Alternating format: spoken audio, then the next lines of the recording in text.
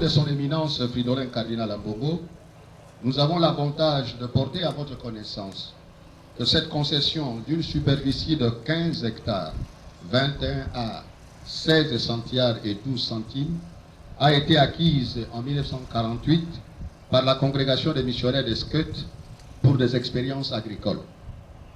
Elle fut un certain moment confisquée par l'État congolais suite à un conflit ouvert entre l'Église catholique au travers son éminence cardinal Malula et fut restituée en date du 14 octobre 1986 à l'archidiocèse de Kinshasa.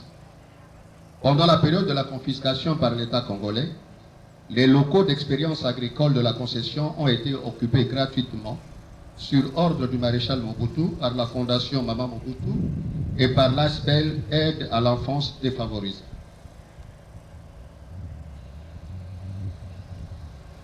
Après la restitution à l'archidiocèse de Kinshasa, le certificat d'enregistrement obtenu frauduleusement par la fondation Maman Mobutu a été annulé en date du 9 mai 1997 en exécution de l'arrêté ministériel du 22 mars 1997 du ministre des Affaires foncières. Tandis que l'ASBEL AED sollicita sans succès la signature d'un contrat d'usufruit avec l'archidiocèse de Kinshasa sur une portion de plus ou moins 3 hectares dans la dite concession. L'archidiocèse de Kinshasa a destiné cette concession à la construction d'une grande basilique de Kinshasa. Mais devant la volonté manifeste de gens de mauvaise foi de chercher mordicus à spolier une partie de la concession, son éminence l'archevêque métropolitain de Kinshasa, après avis et considération de ses collaborateurs, a décidé de donner en location pour une durée déterminée à la société partenaire chinoise pour y réaliser le présent projet.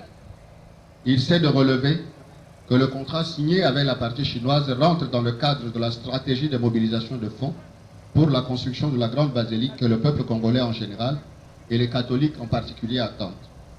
Son éminence Fridolin Cardinal Ambongo prie pour que ce projet ait un franc succès afin de créer des emplois en faveur du peuple congolais et renforcer davantage la coopération sino-congolaise via l'archidiocèse. Il promet qu'une fois que les occupants illégaux seront déguerpis de la partie litigieuse, l'archidiocèse de Kinshasa prendra contact avec la partie chinoise pour un avenant au présent contrat de partenariat afin que l'entièreté de la concession soit confiée au projet.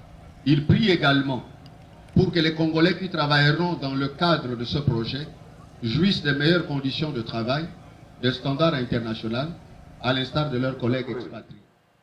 向中国从开幕整场仪式表示衷心的祝贺。中非中国城不仅仅是一座商贸中心，更是中非友谊合作的桥梁。它将欢聚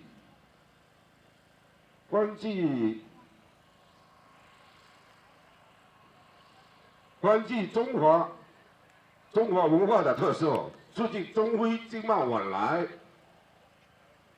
为当地经济发展注入。Souhaitons que la construction de la cité de Chine en RDC se déroule sans encombre et soit achevée rapidement, et que l'amitié sino-congolaise dure éternellement. La Chambre des commerces de Chinois en Namibie a souhaité que la cérémonie des poses de la première pierre de la cité de Chine en RDC soit un grand succès et que les fondations soient solides.